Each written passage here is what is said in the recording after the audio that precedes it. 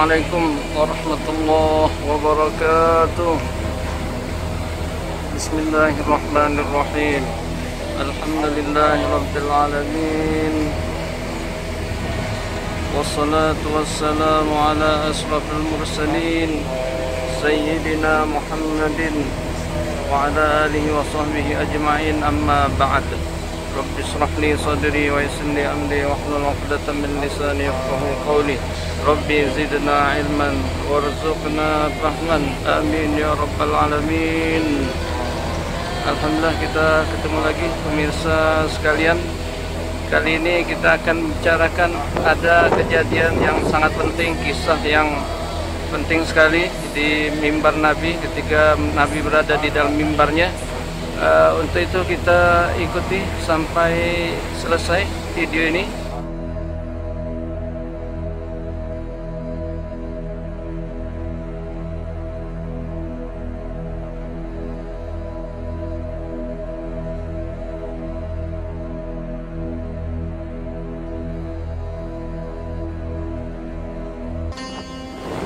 Suatu hari Nabi kita Muhammad sallallahu alaihi wasallam berada di mimbarnya. Kemudian di hadapannya ada seorang sahabatnya yang bernama Abdullah bin Mas'ud, seorang sahabat yang ahli Quran, yang sangat bagus, sangat fasih bacaan Al-Qurannya. Lantas Nabi berkata kepada Abdullah, "Iqra' alayya al-Quran." Tolong bacakan Al-Quran kepadaku, wahai Abdullah.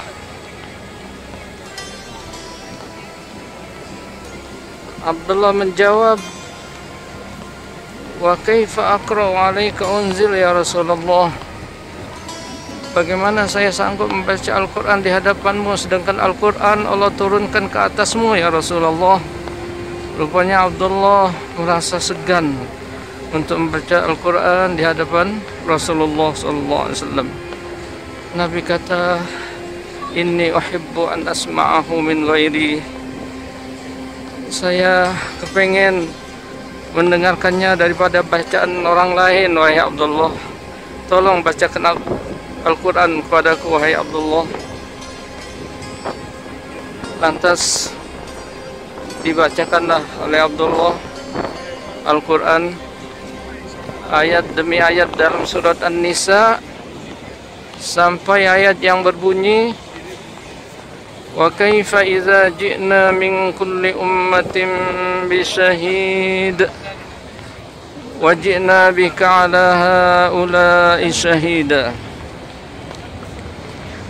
Wa kaifa idza ji'na min kulli ummatin bi syahidin wa ji'na bika 'ala haula'i syahida. Sampai ayat ini. Lantas Nabi berkata kepada Abdullah, "Hasbukal an, hasbuk." Cukup wahai Abdullah.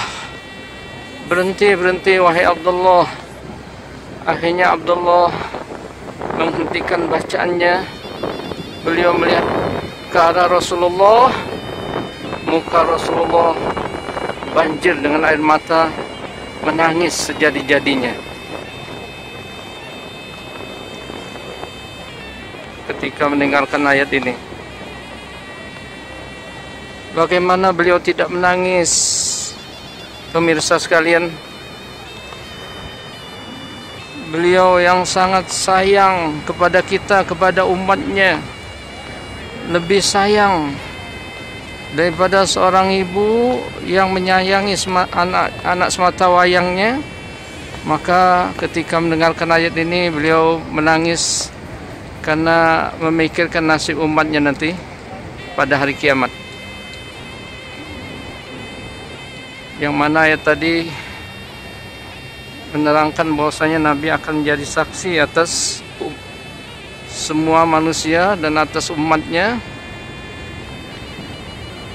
Nah, itulah beliau bayangkan bagaimana sekiranya menyaksikan umatnya yang tidak taat, maka beliau menangis.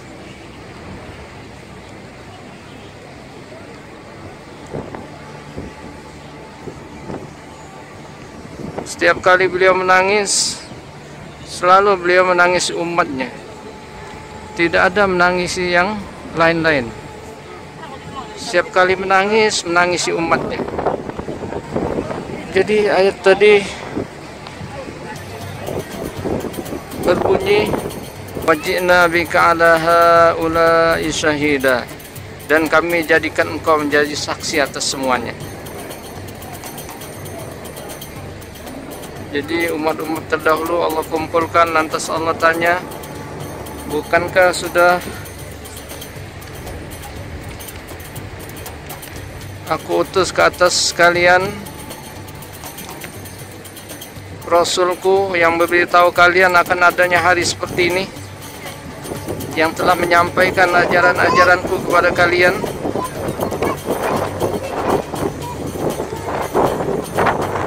Mereka menjawab, tidak ada ya Allah. Tidak ada yang memberitahu kami akan adanya hari seperti ini, yang menyampaikan ajaran-ajaranmu ya Allah. Tidak ada ya Allah. Mereka terpaksa dusta karena takut siksa Allah Subhanahu wa Ta'ala, karena ingin menyelamatkan diri. Terpaksa mereka dusta. Akhirnya Allah panggil nabi-nabi mereka. Allah tanya, benar kalian tidak menyampaikan ajaranku kepada mereka, tidak memberitahu mereka akan adanya hari seperti ini?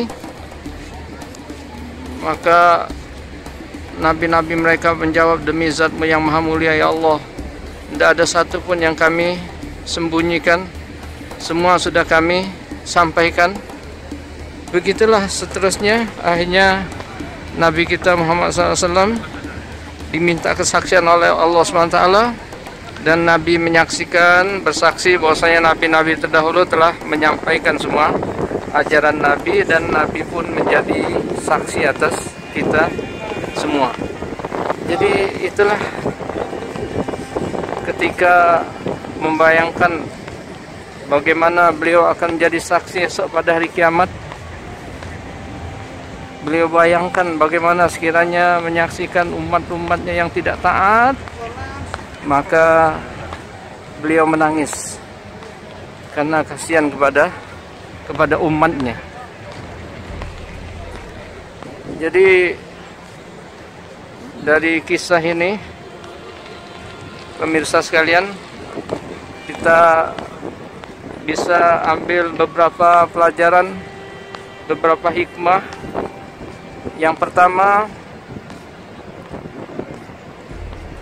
tidak semestinya hanya kita sendiri yang membaca Al-Quran.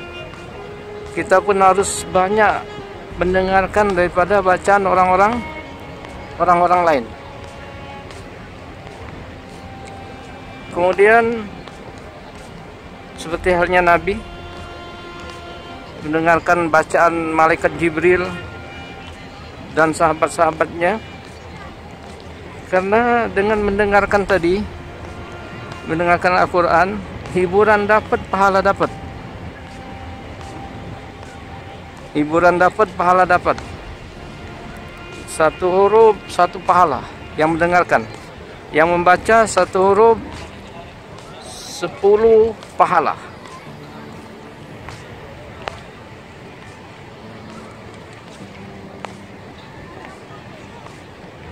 Kemudian dengan mendengarkan, kita lebih mudah untuk konsentrasi, lebih mudah untuk berpikir, menghayati. Karena kalau kita sendiri yang baca, melihat, mendengarkan sambil berpikir, bebannya banyak. Namun apabila mendengarkan saja, kita lebih mudah untuk konsentrasi atau fokus. Sebagaimana halnya Nabi, dengan mendengarkan bisa nangis. Jadi dengan kita mendengarkan, kita lebih mudah untuk berpikir, menghayati. Tidak paham makna kalimat demi kalimat, kita bayangkan bahwasanya yang kita dengar ini adalah kalamullah, bercerita tentang surga, tentang neraka, maka kita bisa menangis. Nah, tangisan yang seperti inilah, pemirsa sekalian, walaupun hanya 1 tetes ataupun kurang dari 1 tetes, nanti jadi tameng, jadi perisai dari api neraka pada hari kiamat nanti. Tangisan yang takut kepada Allah, rindu kepada Allah, takut neraka, dengar Quran nangis. Bukan sembarangan tangisan, bukan sembarang tangisan. Orang-orang muda untuk menangisi dunia, hilang duit, tidak punya duit nangis, hilang barang nangis. Kadang-kadang orang melihat bintang sinetron pujaan hatinya ketemu, nangis. Lihat bintang film pujaan menangis. Mudah untuk menangis hal-hal yang tidak ada nilai, tidak ada nilainya di sisi Allah SWT. Tapi nangis seperti ini susah sekali. Makanya kita dengan mendengarkan Al-Quran, kita insya Allah dihayati, insya Allah bisa menangis. Makanya ada hadis yang 7 golongan dapat naungan Allah di padang mahsyar nanti, yang tidak ada naungan kecuali naungan Allah SWT. Disebutkan rajulun zakarallaha khalian fafadat ainah. Di antara yang 7 tadi, ya, di antara yang 7 tadi, imam yang adil. Nah, salah satunya seseorang yang mengingat Allah di kesendiriannya, mengingat Allah sendirian, tiba-tiba bercucuran air matanya menangis.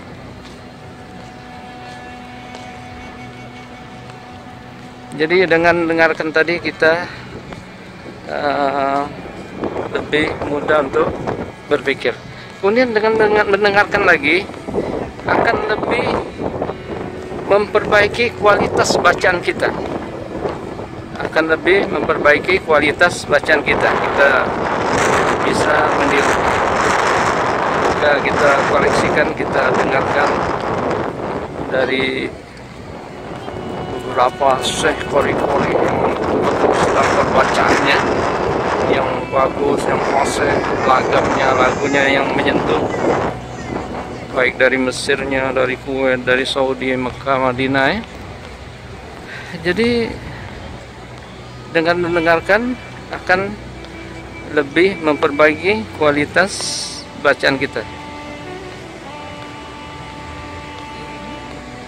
Kemudian dengan mendengarkan lagi, rumah kita, kendaraan kita yang sering diperdengarkan Al-Quran tidak akan jadi kuburan.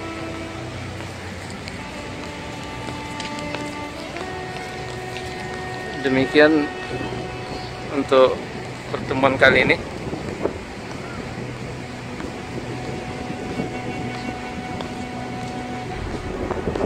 Kalau ini ada manfaatnya, yang belum subscribe, yang belum berlangganan, mohon